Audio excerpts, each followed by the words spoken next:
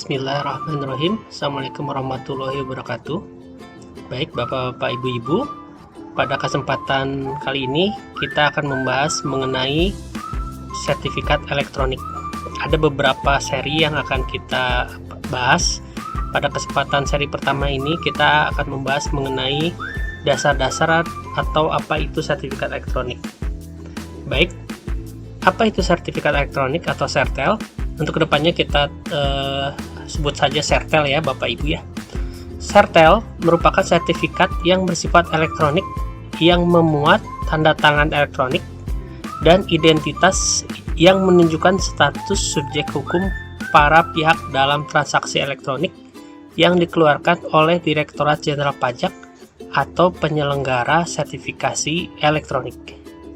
Ya, kalau kita lihat sejarah perkembangan sertel ini, pada awalnya sertel itu dulunya hanya digunakan untuk pelaporan SPT masa PPN. Jadi kalau mau lapor SPT masa PPN, maka para PKP itu harus mengajukan permohonan sertifikat elektronik. Namun seiring dengan perkembangannya, sertel ini menjadikan alat untuk aktivasi semua aplikasi yang berbasis pajak di Direktorat Jenderal Pajak. Bukan hanya e-faktur, kita lihat juga ada iBupot ya untuk pelaporan SPT masa PPh 23. Terus ada juga e-objection, itu untuk pelaporan pengajuan keberatan ya. Jadi bukan hanya untuk e-faktur saja permintaan nomor seri faktur pajak, namun juga ada pembuatan e-faktur, pembuatan iBupot, pembuatan e-objection.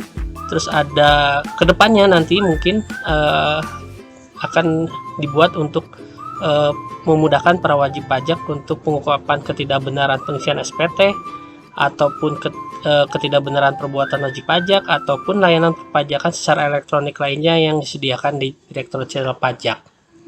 Nah, kalau kita lihat bahwa sertel ini itu bisa kita anggap sebagai aktivasi, kode aktivasi, atau bisa kita bilang adalah semacam kunci aktivasi para PKP ya untuk melaporkan berbagai pelaporan pajaknya ya.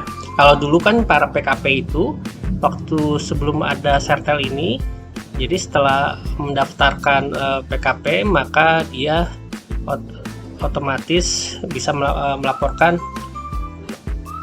PPN-nya. Namun pasti banyak kelemahannya karena banyaknya faktur fiktif ya Bapak Ibu ya, faktur yang tidak berdasar transaksi sebenarnya. Maka Direktorat Jenderal Pajak ingin membuat sistem keamanan bagi penerimaan negara agar lebih tercapai. Dan juga untuk kepentingan keamanan para wajib pajak sendiri, maka dibuatlah sertifikat elektronik ini.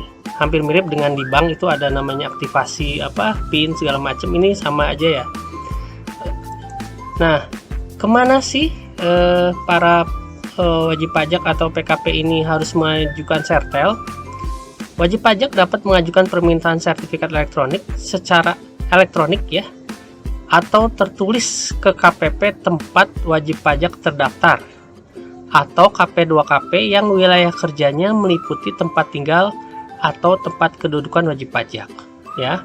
Kalau untuk sertifikat elektronik wajib pajak badan, pengajuan permintaan sertifikat elektroniknya dengan status cabang dapat diajukan oleh, nah ini untuk yang status cabang ya, dapat diajukan oleh A, wajib pajak badan dengan status cabang bersangkutan, atau wajib pajak badan dengan status pusat sepanjang wajib pajak telah melakukan pemusatan PPN ya. Jadi itulah dasar-dasar mengenai sertifikat elektronik ini. Bagaimana Bapak Ibu, apa sudah memiliki sertifikat elektronik? Ya, kalau sudah memiliki sertifikat elektronik, maka Bapak Ibu dapat dengan mudah melaporkan e-fakturnya ataupun iBupotnya. Bahkan nanti kedepannya akan banyak aplikasi yang akan berbasis aktivasi dari sertifikat elektronik ini. Baik Bapak Ibu, demikian pembahasan mengenai konsep dasar sertifikat elektronik di seri pertama ini. Nanti kita akan bahas berikutnya mengenai bagaimana sih tata cara pengajuannya dan apakah ada jangka waktunya ya, limitnya ini sertifikat elektronik. Apakah setahun, 2 tahun, 3 tahun, nanti kita lihat di pembahasan berikutnya. Kita akan ketemu lagi di pembahasan berikutnya. Terima kasih. Wassalamualaikum warahmatullahi wabarakatuh.